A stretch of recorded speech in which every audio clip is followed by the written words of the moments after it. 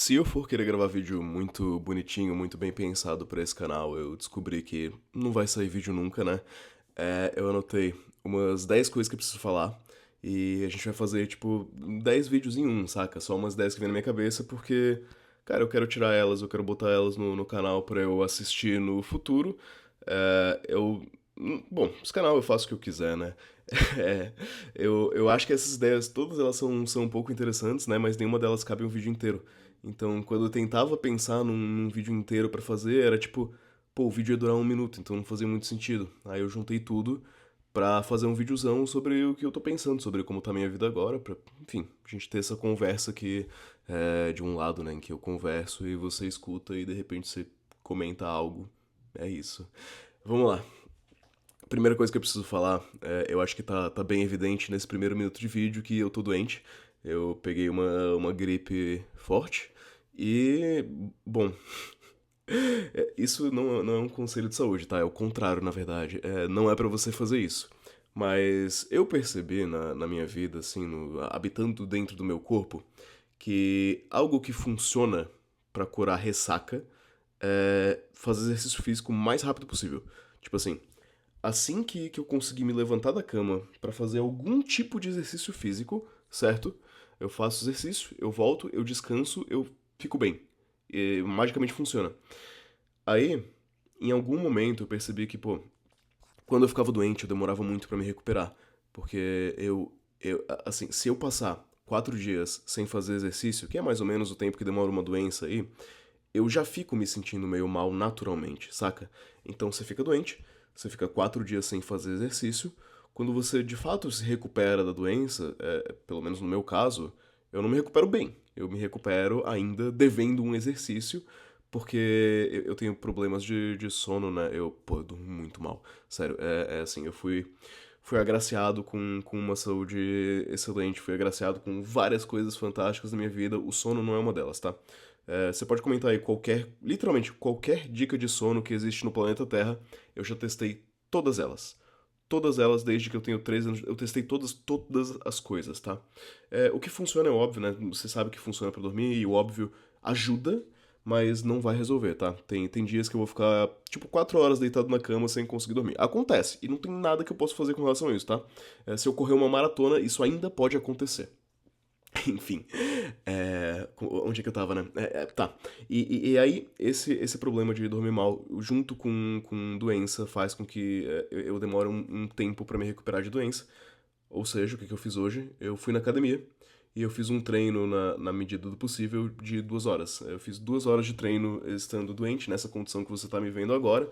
O treino até foi bom, na real, porque durante o treino eu senti que eu não tava doente, que é, né, você tem ali uma adrenalina, tá, um negócio que te empurra assim, e agora eu tô acabado. Mas o bom disso é que eu vou dormir bem e amanhã ou eu vou estar recuperado da doença ou eu vou estar menos pior do que eu estaria se eu não tivesse treinado, tá? Então eu faço isso porque eu sinto que me ajuda, tá?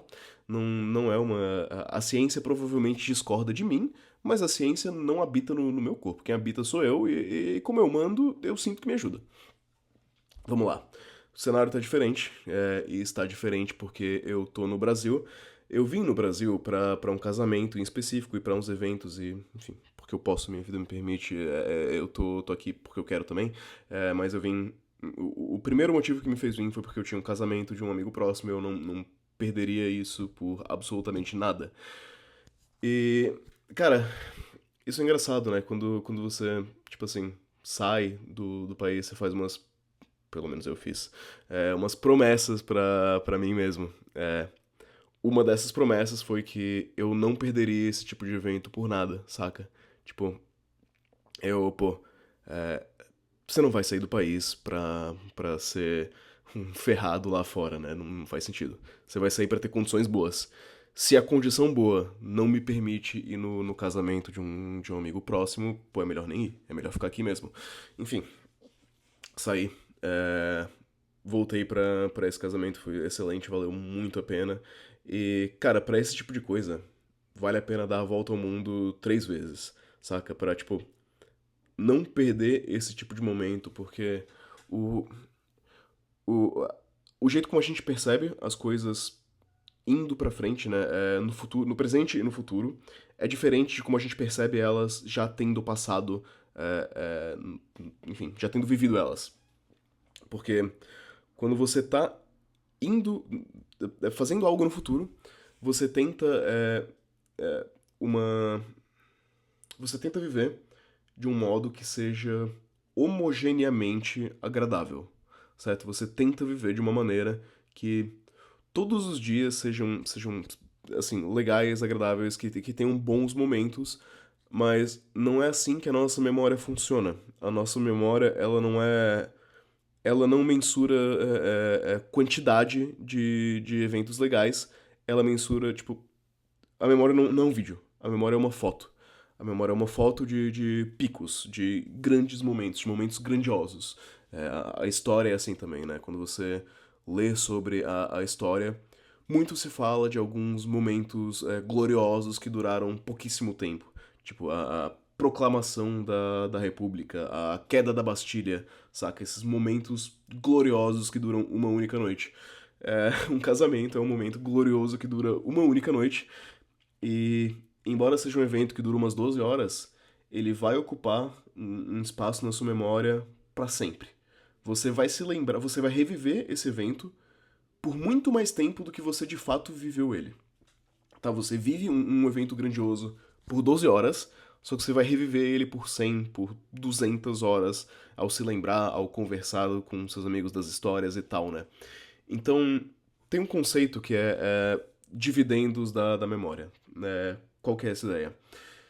Se você pensar, tá? Pensa em um restaurante que você vai no cotidiano, certo? Você ir 10 vezes num restaurante em que você gasta R$ 50 vai ser muito menos memorável do que você ir uma vez num restaurante especial em que você gasta R$ 500.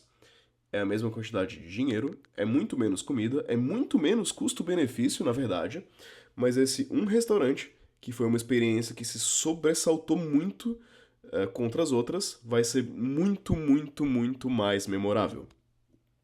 Então, o erro das pessoas acaba sendo pensar no custo-benefício de algo e não pensar no quão memorável isso vai ser, no quão bom isso encaixa numa foto que vai ficar cravada na sua memória para sempre, né? Eu tenho isso em viagem que, assim, quando você faz uma viagem para um lugar, você vai lá pro outro lado do mundo, tem coisas que não existe preço. Assim, eu fui pra Sardenha com a minha namorada, né? Sardenha é incrível, é fantástico. Na época, não tinha tanto dinheiro, quer dizer, até tinha, mas as coisas eram, tipo assim, era pesado, saca? Era uma viagem cara. E a gente foi pra uma praia e existiu a possibilidade de alugar um barco por um pouco menos que 300 euros. 300 euros era grana, tá? Pô, era um percentual grande do meu salário na época.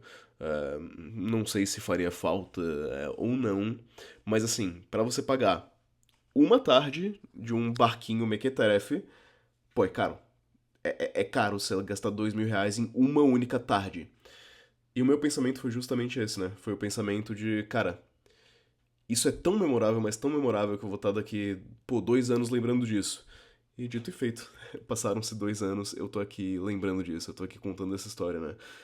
Nem lembro mais desse dinheiro, cara, não fez a menor diferença, o dinheiro entra e sai, e, tipo, você não vai se lembrar de 300 euros daqui 2 anos, sabe? Você vai se lembrar do barco, o barco vai ser memorável, o 300 euros tanto faz, pô. Eu ia torrar aquilo sei lá, com um sanduíche ou qualquer coisa totalmente irrelevante e imemorável, né? Bom, acabou um vídeo, próximo vídeo. O próximo assunto que eu tenho pra falar são jogos infinitos. Jogos infinitos é um conceito que foi descrito por sei lá quem, sei lá quando, em inglês do Infinite Games. A ideia de um jogo infinito a ideia de algo que você vai. Vencer o jogo é continuar jogando o jogo. E isso é um conceito que você pode aplicar na sua vida de maneira interessante, que é o seguinte: se você vai na academia e você odeia ir na academia, provavelmente você vai desistir e você vai perder o jogo. Agora, se você gosta de, por exemplo, fazer tênis, jiu-jitsu, corrida, algum outro exercício, provavelmente você consegue continuar indo por muito mais tempo. E o objetivo de um jogo infinito é continuar jogando o jogo. Então, é muito melhor, é preferível você ir pra algo que seja, como se chama? Sustentável, do que algo que não seja sustentável. E essa meio que tem que ser a pegada pra muitas coisas na vida, porque muitas coisas na vida você vai querer fazer por, tipo, 40 anos. Assim, eu me vejo fazendo exercício físico por 80 anos, né? Viver até os 100. Quando eu tiver 99, continuar fazendo caminhada. Acho justo, acho razoável, certo? 80 anos. Então eu preciso que seja algo que eu goste. No momento eu tenho gostado de ir na academia porque eu sou um maluco que gosta de me desafiar e gosta da tortura que é levantar um peso. E tá tudo bem. Se eu não gostasse, eu deveria mudar pra algo, não necessariamente que eu goste, mas que seja sustentável. Certo, em muitos momentos eu falei que eu não gostava da minha carreira, mas ela era sustentável porque eu tinha um mapa mental de vida que é que eu não preciso gostar do meu trabalho, eu preciso tolerar, eu preciso ser bom, eu preciso fazer ele, e se por momentos eu gostar, tudo bem, se em momentos eu não gostar, tudo bem, porque eu tô aqui pro jogo, pro jogo. O jogo de investir é a mesma coisa, eu nunca paro de investir, eu nunca vou parar de investir. Ok, talvez eu pare de aportar, né? Quando você tiver ali uma renda passiva grande o suficiente, você para de aportar ali, mas você continua no joguinho ali de ações, de dividendos de Bitcoin, né? Você não pode sair do jogo. O jogo é muito bom. O jogo é muito bom. E você tem que achar bons jogos pra jogar infinitamente. E essa é a vitória, né? Vamos lá. Acabou o vídeo, próximo vídeo. Muita gente fala a bola de neve dos 100 mil reais, né? Quando você chega nos 100 mil reais. Vamos colocar uma coisa aqui, né? Pelo que eu falo, tá? Pelo que eu falo, isso é uma informação pública que eu acumulei 100 mil reais. É óbvio, certo? Eu falo que eu invisto a. Pô, eu falo que eu sou um desenvolvedor sênior na gringa. Eu falo que eu invisto há 8 anos. Ou eu tenho bem mais que 100 mil reais, ou eu sou uma fraude. Um dos dois. Tipo, é óbvio. Então, né? Revelando pro espectador que eu cheguei a acumular 100 mil reais em algum momento da minha vida, eu vou te falar que eu não senti que minha vida mudou em nada. Na real, eu tenho que me esforçar pra me lembrar qual ano isso aconteceu. Tipo, não foi um dia memorável, não foi um mês memorável, não foi. E isso é parte da minha personalidade também, tá? Eu tendo a não celebrar conquista quase que nenhuma, né? Pô, eu ganhei a plaquinha lá de 100 mil do YouTube, né? A minha avó comemorou mais do que eu. Eu peguei a placa, eu olhei e falei, pô, legal. Vida que segue. Tipo, isso é o que eu deveria consertar, né? Que seria bom, porque, sei lá, celebrar é bom, mesmo sem motivo, mesmo com motivo. Mas, não sei, traço de personalidade. É, Pô, uma das poucas coisas que eu comemorei na vida foi conseguir fazer um deadlift com 200 quilos. Isso eu comemorei. Comemorei por uns bons 12 segundos e depois continuei meu treino. É loucura. Mas enfim, né? Eu não sei, eu queria só comentar pra. Porque deve ter gente como eu. Deve ter gente como eu que assim, às vezes você cria uma expectativa de que quando algo for acontecer, sua vida vai mudar drasticamente, vai ser tudo fantástico e lindo. Tipo, aquela expressão em inglês, né? Rose-tinted glasses. E, tipo, às vezes você gosta muito mais da expectativa do que do fato. E é normal, isso é a vida, tá? Pô, sei lá, o melhor momento de uma viagem às vezes é planejar. Não, mentira, nem eu acredito nisso. O melhor momento de uma viagem é quando você acabou de visitar todos os pontos turísticos, você vai pro bar e você toma a primeira cerveja. Esse é o melhor momento de qualquer viagem. Porque aí você pensa, pô, eu vi tanta coisa legal hoje, posso tomar uma cerveja. Fantástico. É, fim do vídeo, próximo vídeo. A Alemanha é um país extremamente hostil e rabugento. Mentira, mentira. Então, é muito difícil você falar de países, tá? Porque. E o brasileiro entende isso com o Brasil. Ele não entende muito isso com outros países. Se eu te falar o seguinte, pô, o Brasil é um país extremamente seguro. Extremamente seguro. Aí a pessoa vai olhar pra mim e vai falar: Tu tá maluco, né? Tu é um mentiroso. O Brasil não é um país seguro. Aí eu vou falar: Não. Eu tô falando a verdade. Eu morei em Jurerê Internacional, em Florianópolis, entre o ano 2005 e o ano 2015. E nunca foi assaltado, nunca existiu nenhum problema. Eu nunca me senti inseguro. Essa pessoa, é claro, vai estar falando a verdade pela perspectiva dela. E dentro de uma mesma cidade, você tem bairros seguros, você tem bairros não seguros. Se você morar num bairro seguro, sua perspectiva de. Sua percepção é totalmente diferente de alguém que mora num bairro inseguro. O brasileiro entende muito bem isso quando se fala do Brasil, né? Eu queria comparar o índice de violência da cidade Urubici com a cidade Natal. Não faz sentido, né? Eu falei Natal porque eu lembro de uma vez ver uma estatística que Natal era perigoso quando tava planejando uma viagem pro Natal. Enfim, nada contra nenhuma cidade em específico. É só porque Natal veio na minha cabeça, Rio de Janeiro veio na minha cabeça, São Paulo veio na minha cabeça. E eu conheço Urubici, Urubici é super tranquilo. Ah, Aí quando o brasileiro vai pra fora do país, tipo eu vou pra Pádua na Itália, e eu falo, pô, a Pádua é uma cidade extremamente segura. Logo, a Itália é um país extremamente seguro. Talvez. Talvez, sabe? Certo? Será que Pádua é análogo a Urubici? E será que Nápoles é análogo a Natal? Talvez. Talvez. E aí você tem, né, estereótipos, assim. Você pensa que, pô, o quão acolhedor o povo de Minas é diferente do povo do Rio Grande do Sul, que é diferente do povo da Aracaju, que é diferente do povo de Manaus. Totalmente diferente. E a gente entende isso do nosso país. A gente, por vezes, não entende isso do país de outros. Mas dessa vez eu entendi. Dessa vez eu entendi.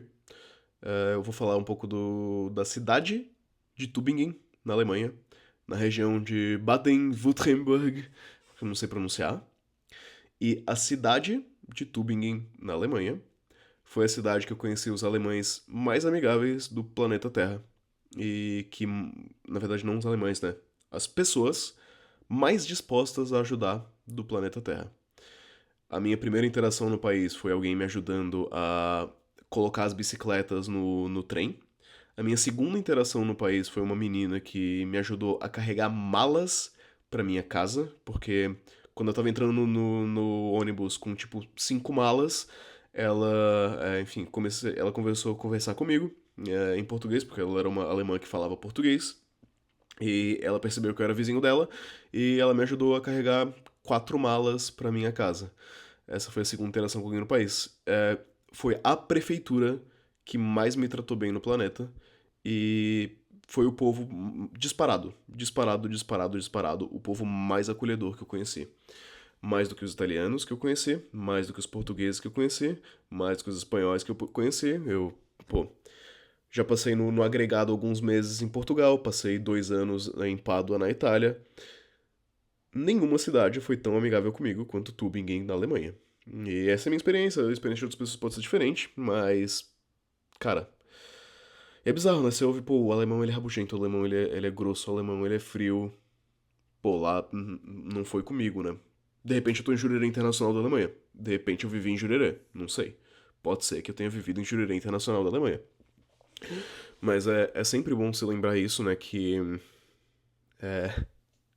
os países eles são muito, muito diversos e ainda mais esses países que assim, um pouco mais, como é que eu vou falar isso?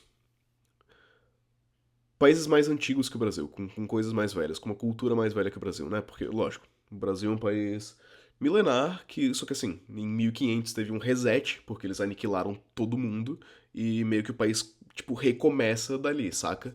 Então é como se o Brasil fosse um país de 1500 e a Alemanha é um país mais antigo, embora essa, né?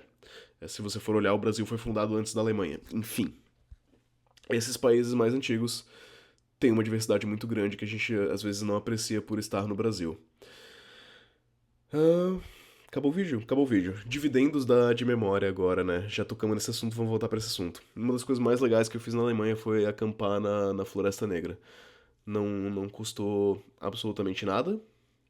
Mentira, custou comprar uma barraca e tal, mas enfim, foi barato, foi um rolê muito barato.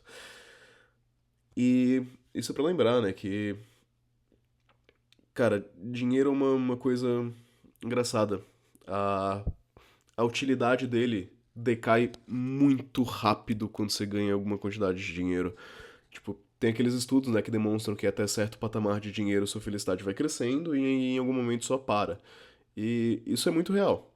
Assim, a partir do momento que eu posso viajar de um continente pro outro pra ir no casamento de um amigo meu, não, não tem, dinheiro não tem mais utilidade. Sinceramente, acabou. Eu acho que às vezes as pessoas se iludem que elas vão ser muito felizes com uma. Não sei. O que você acha que você vai ser feliz? Com uma Ferrari? Vai ser legal, até você se acostumar. Tipo, pô, nunca, nunca liguei pra carro, mas enfim, eu já liguei pra computadores. Eu tenho um computador que, pra mim, é o melhor computador do mundo. E você se acostuma. Eu tenho um celular que é o melhor celular do mundo. Você acostuma também. Eu dirigi bons carros na Alemanha e tal, não faz a menor diferença, sinceramente. Ah, Até, cara, você até se cansa de restaurante de comida boa, saca? Às vezes você só quer um dogão.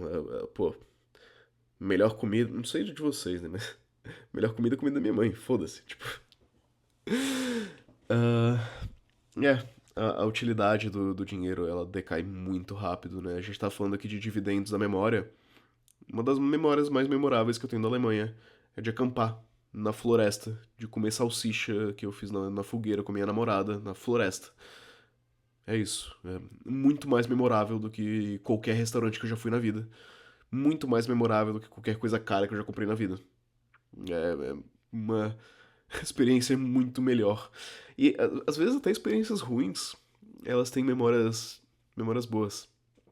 Eu lembro nessa viagem eu fui devolver o carro e quando eu devolvi o carro era um domingo, não tinha boas rotas de ônibus pra voltar pra casa.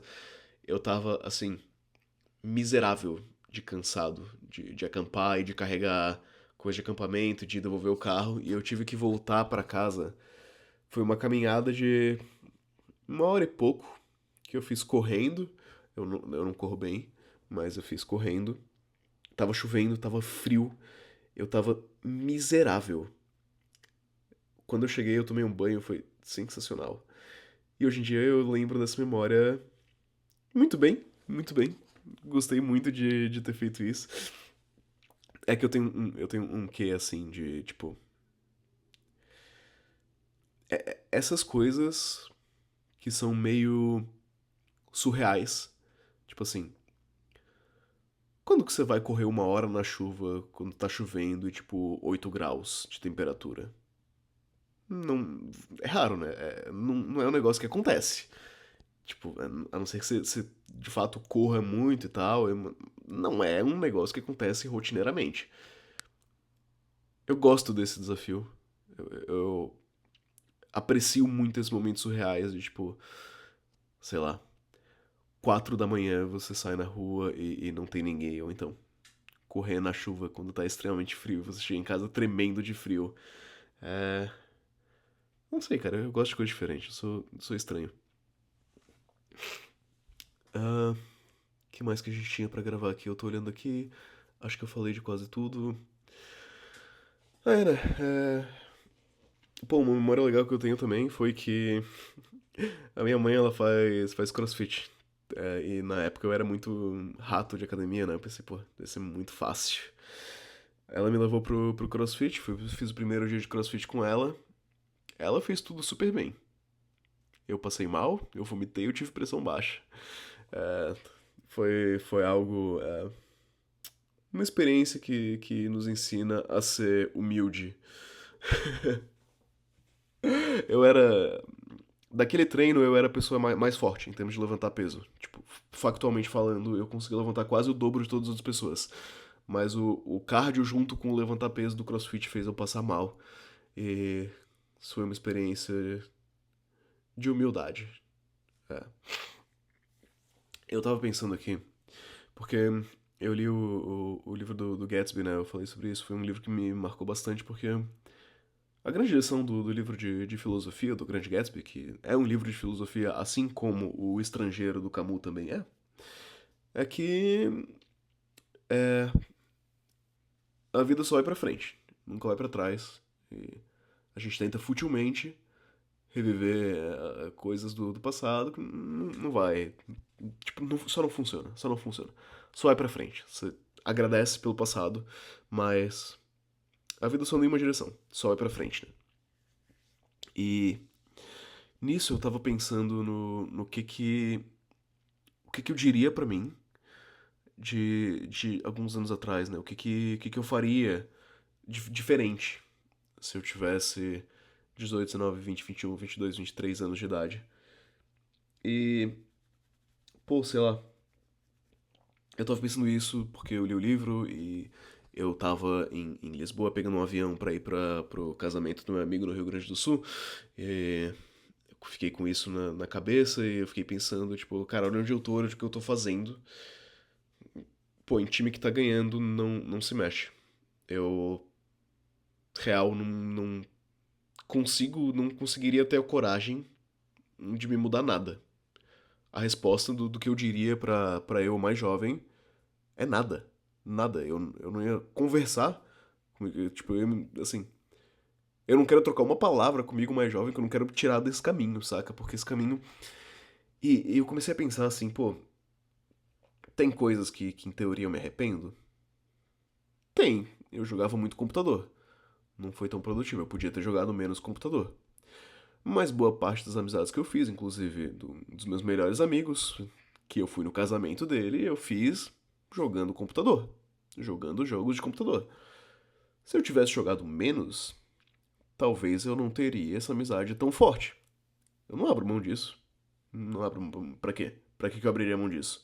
Pra estudar mais, pra ser um profissional melhor, pra ganhar mais dinheiro? Eu acabei de falar, dinheiro não tem. A utilidade já decresceu. Já decresceu muito. É, faria o quê? Eu lembro das festas que eu fui, festa de calouro, festa universitária com os meus amigos, e eu penso, pô, ia lá, bebi um monte, acordava de ressaca, não conseguia fazer nada no dia seguinte. Será que não era mais produtivo eu ter estudado, ter tentado fazer uma startup? Não, não. Porque eu penso hoje em dia, o que eu quero fazer hoje em dia, né? Eu quero trabalhar mais pra ter mais dinheiro. Pra quê? Pra eu tentar me sentir como eu sentia quando eu tinha 20 anos de idade em festa? Não, nada disso. Eu fui pra festa porque eu queria, e foi legal, e foi top. Hoje em dia.